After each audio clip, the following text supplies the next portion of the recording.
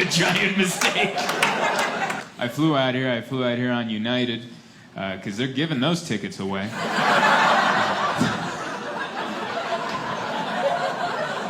That guy's a hero. We need to put him on a stamp. Everyone's summer vacation's a little bit cheaper.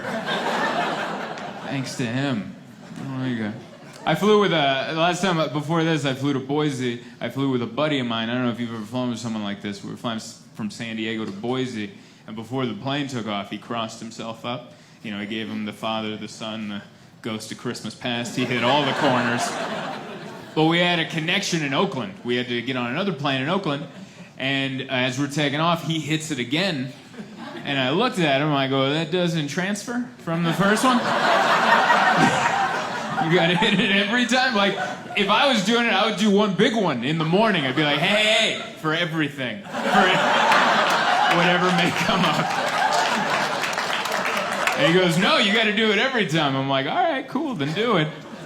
I'm like, when you're doing it, are you praying for everybody? And he goes, of course. I'm like, you better be. Because that'd be weird, wouldn't it? This plane goes down, everyone's dead and on fire in a cornfield, except for you just sitting there, just... Oh, I should have prayed for everybody. I had made a giant mistake. There's going to be a lot of questions when the authorities arrive. I'm still scared of turbulence when I fly. I fly all the time, but I've never gotten used to that. I'm still the guy just going, like I'm that guy. Terrified. I hate it when I sit next to someone that won't acknowledge the turbulence. I was on this one flight, I had the window seat. The guy in the middle, he was reading a book, but it was too turbulent to be reading. But he wouldn't let it go. He's just sitting there like this, just...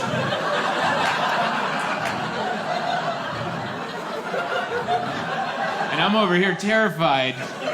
And there was one of those big drops, you know, every once in a while there's a big drop, and his book went down, and he just popped it back up and went right back to reading. And I was like, will you please acknowledge that our butts just dropped 1,000 feet? Just give me a wink and a nod, like, yes, this is terrifying.